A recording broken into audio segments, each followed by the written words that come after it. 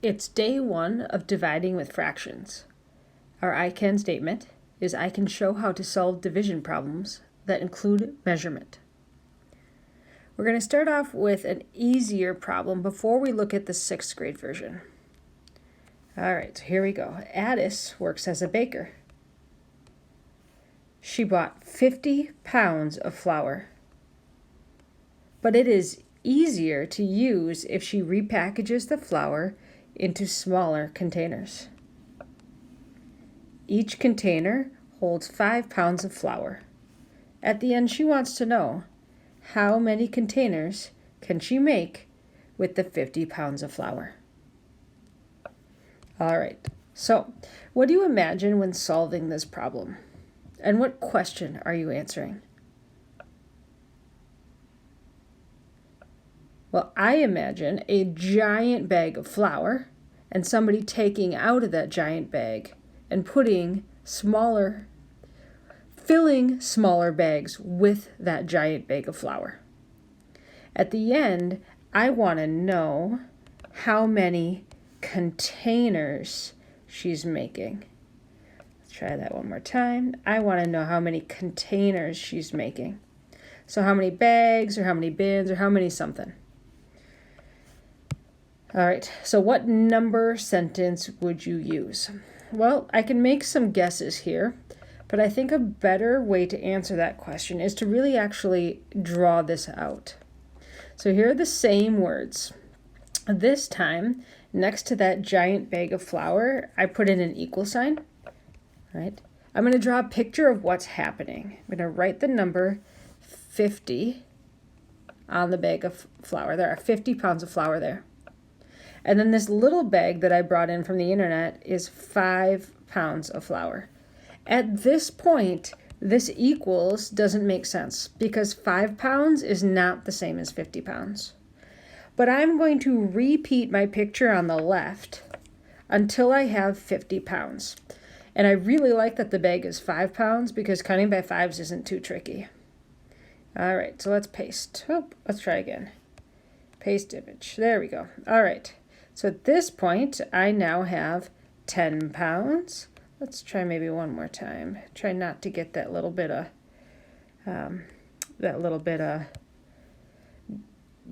teal or whatever that is. Copy, paste it. It's just not going to work the way I want it to, I guess. Paste image. There we go. All right, so now I have 5, 10, 15 pounds. Keep on going. 20 pounds. 25 pounds, 30 pounds, 35 pounds. I'm almost out of space here. Might have to put some up on the top. 40 pounds. Wow, this is a lot.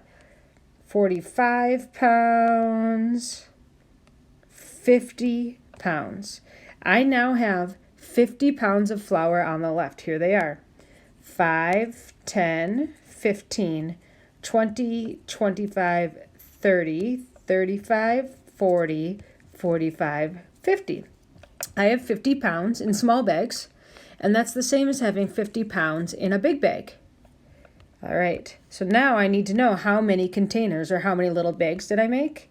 Grab a little bit bigger. Here we go. I have 1, 2, 3, 4, 5, 6, 7, 8, 9, 10.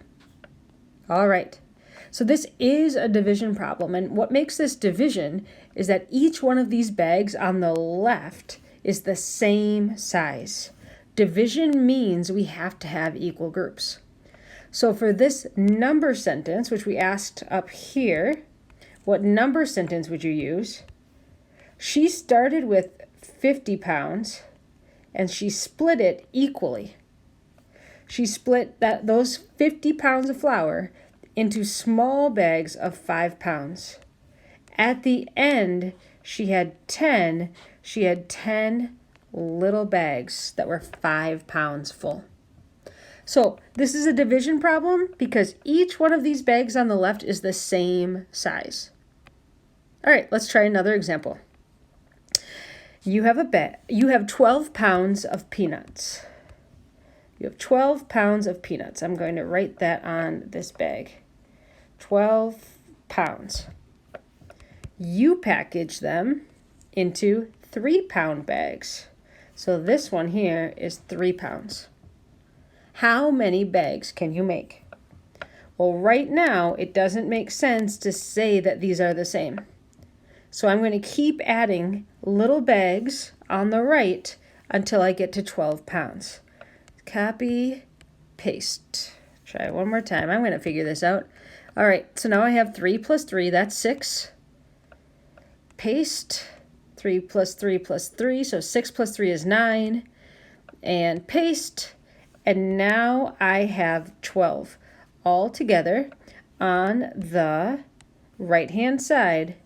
If I add up all these 3's, I get 12. 3 plus 3 plus 3 plus 3. So how many bags did I make? I made 4 bags. So at the end, we have 4 bags. All right, so here's our big idea. The problems that you saw were similar. The first one was about flour and the second one was about peanuts.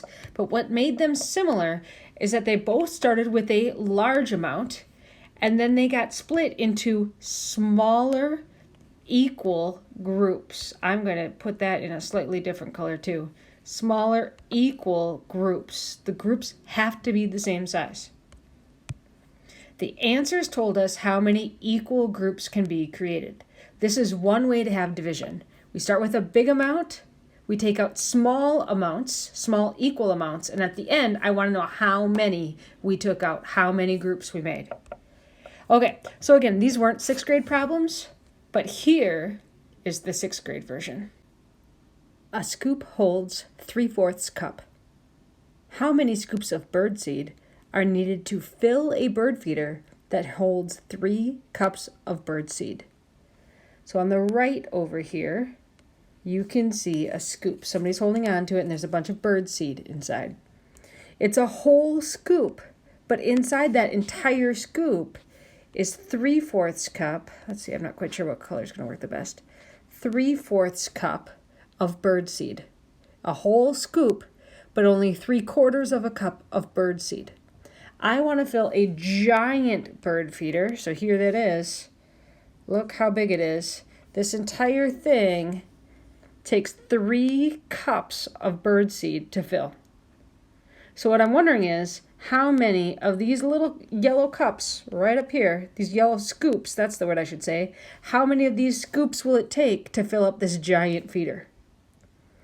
All right, so instead of having one giant feeder that shows 3 cups, I instead am going to take this feeder and get it down a little bit, make it smaller. And then I'm going to copy it. Oops, try again. Copy.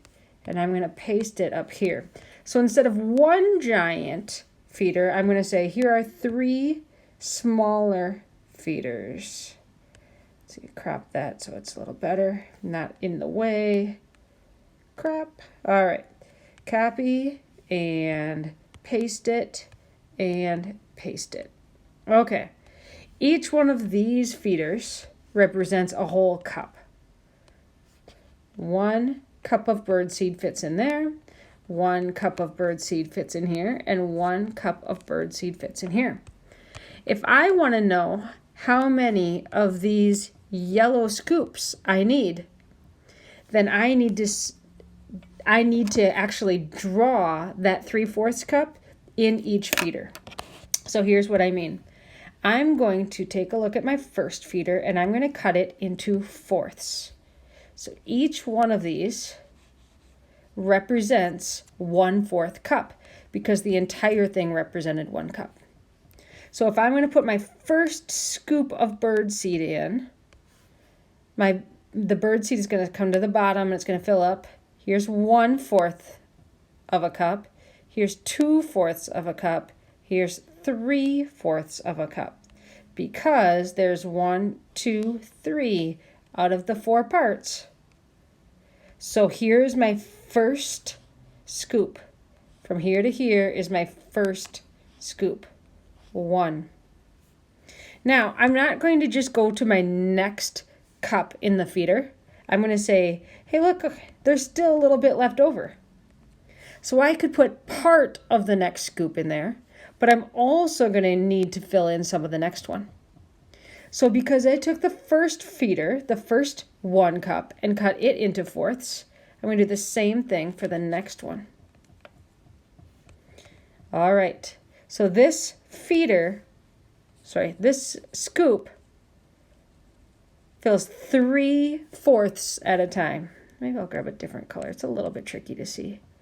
Maybe blue. 3/4 of a cup at once. So I can put my first fourth, let's make it purple this time. My first fourth of a cup goes right here on the top. Then I need 2 more fourths. So here's my second fourth, and here's my third fourth. I'm going to put a box around. These together represent my second scoop. Now I want you to notice what's the same about the first 2 scoops. Each scoop has 3 little parts. Here they are. 1, 2, 3. 1, 2, 3. Because each scoop, 1 scoop, equals 3/4 of a cup. I got the fourths by dividing the whole feeder into 4. I got the 3, the numerator of 3, by coloring in 3 of those parts. All right, let's keep going.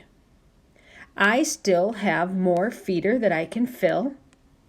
I have 1/4 here, 2/4 cup, but I need 3/4 cup. So I'm going to go to the next feeder and I'm going to cut that into 4. Here is my third part. I need 3/4 of a cup. So here they are, 1, 2, 3. I know that each one is a fourth because I took the whole feeder and cut it into 4. So there's my 3 parts. I'm going to now color them in to show my third scoop. I'll put a box around it. I don't know.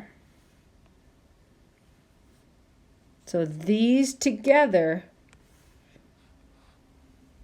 make the third scoop.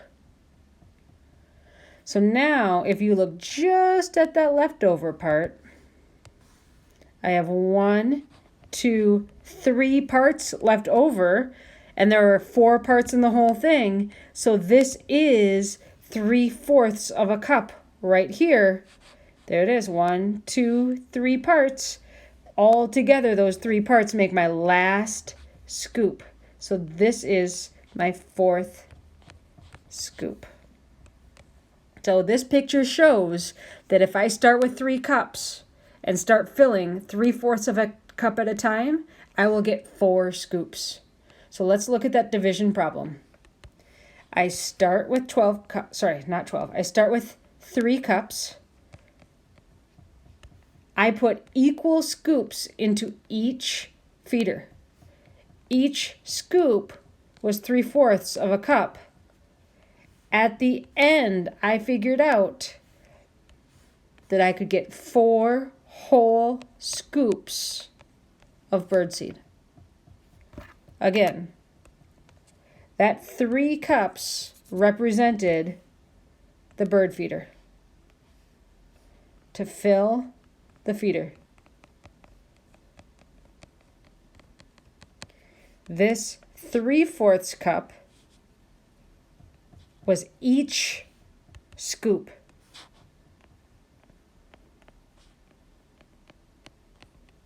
Each, because they were all the same. At the end, my answer is the number of groups that I made, or in this case, the number of scoops. We got to 4 equal groups, 4 equal scoops.